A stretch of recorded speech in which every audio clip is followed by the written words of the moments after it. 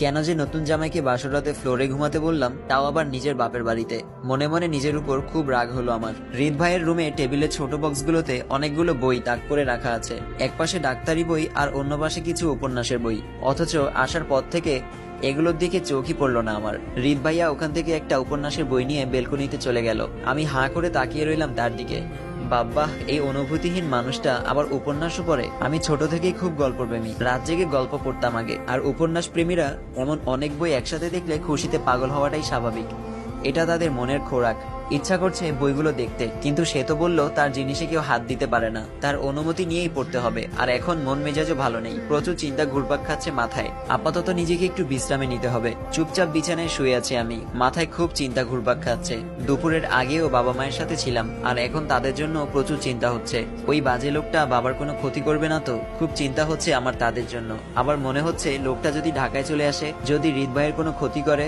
না, এসব কি ভাবছি আমি? চিন্তা যেন আমার পিছুই ছাড়ছে না। বেলকনিতে উকি দিয়ে তার দিকে তাকালাম। খুব মনোযোগ দিয়ে উপন্যাস পড়ছে সে। চিন্তাগুলো একপাশে রেখে চোখ বুজে রইলাম।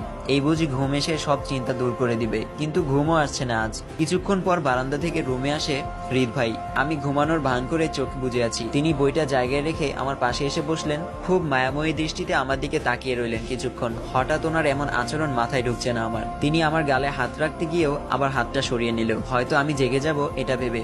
তার এমন মায়াময়ী দৃষ্টি যেন আমার ভেতরে তোলপাড় সৃষ্টি করছে। কেমন যেন অস্থির অস্থির লাগছে আমার। কেন লাগছে তা জানি না। সবে 18তে পা দিলাম। এই বয়সটায় অনুভূতিগুলো খুবই ভয়ঙ্কর। তিনি আর কিছুক্ষণ এভাবে তাকিয়ে থেকে একটু ঝুঁকে আমার কপালে আলতো করে চুমু এঁকে দিয়েই উঠে গেলেন। তাকে দেখে মনে হচ্ছে চুমু দিয়ে বড্ড অপরাধ করে ফেলেছে সে চলে যাওয়ার পর চোখ খুলে তাকালাম আমি। ঠোঁটে অজান্তেই একটা হাসি ফুটে উঠল। মনে হচ্ছে সব চিন্তা দূরে ফেলে আমার মন পাখিরা ডানা ছাপটাতে শুরু করলো। এ কেমন অনুভূতি জন্ম হচ্ছে আমার মাঝে। সকালে উঠে দেখি হৃদ ভাই সোফায় বসে ল্যাপটপে কি যেন করছে। আমার চোখে এখনো ঘুমের রেশ কাটেনি, তাই দেরি না করে ওয়াশরুমে গেলাম ফ্রেশ হতে। একটু আগে মামি ডেকে গেছে নাস্তা করার জন্য। আমি ওয়াশরুম থেকে বের হয়ে দেখলাম উনি এখনো বসে আছে ওইভাবে। আমি ওর সামনে দাঁড়িয়ে ওর দিকে তাকিয়ে বললাম, নাস্তা করবেন না? কিন্তু আমার কথা যেন সে কানের এই পাশ দিয়ে নিয়ে ওই পাশ দিয়ে বের করে দিল। আমার রাগ হলো প্রচুর। অতিরিক্ত কোনো কিছুই ভালো লাগে না আমার। আমি রাগে ওর থেকে ল্যাপটপটা নিয়ে নিলাম এক টানে, আর বললাম, এই যে খাম্বা মহাশয়, আমার কথা কি আপনার কানে যায় না? এত ভাব দেখান কেন আমার সাথে? একটু আগে মামি ডাকলো, শুনতে পাননি? সে আমার দিকে চেয়ে বলল, তুমি যাও, আমি আসছি, ল্যাপটপটা দাও এখন। আরশি বলল, দেবো একটা শর্তে। সে আমার দিকে ভ্রু কুঁচকে তাকিয়ে বলল, কি শর্ত? আমার গালে একটা ছোট্ট আপ্পা দিতে হবে। সে আমার দিকে এক দৃষ্টিতে তাকিয়ে বলল, তোমার কি মনে হয় এত সহজেই? এর মাঝে আমি তাকে থামিয়ে দিয়ে বললাম, এত কিছু মনে হওয়ার প্রয়োজন নেই। আমার সাথে ভাব দেখানোর অপরাধে এটা আপনার শাস্তি। হৃদ ভাই বলল, এত ঠেকা পড়েনি আমার। এই বলেই উনি উঠে নিচে চলে গেল। আমি তার দিকে তাকিয়ে রইলাম। ঘুমের মাঝে লুকিয়ে চুমু খেতে দোষ নেই, আর সরাসরি দিতেই তার দোষ। শিলা টেবিলে নাস্তা সাজিয়ে দিচ্ছে। আমরা সবাই একসাথে বসলাম নাস্তা করতে। মামা চলে যাবে তার অফিসে, আর কিছুক্ষণ পর হৃদ ভাই চলে যাবে হসপিটালে। এরপর বাসায় আমি আর মামি, শিলাও থাকবে। তখন সকাল 8টা। রুমে এসে দেখি হৃদ ভাই চুপচাপ বসে আছে।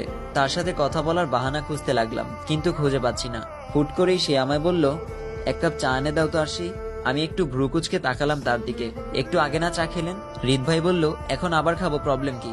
কোথাও কি লেখা আছে 2বার চা খাওয়া অপরাধ? আরশি বলল, আচ্ছা আনছি। এই বলেই রুম থেকে বের হওয়ার জন্য হাঁটা ধরলাম। উনি এত ল্যাপটপ নিয়ে কি করছে তা নিয়ে রীতিমতো চিন্তা হচ্ছে আমার। কোনো মেয়ের সাথে কথা বলছে না তো আবার? দরজায় আসতেই উকি দিয়ে দেখার চেষ্টা করলাম, কিন্তু ও আমার দিকে রাগি লুক নিয়ে তাকাতেই আমি চলে গেলাম।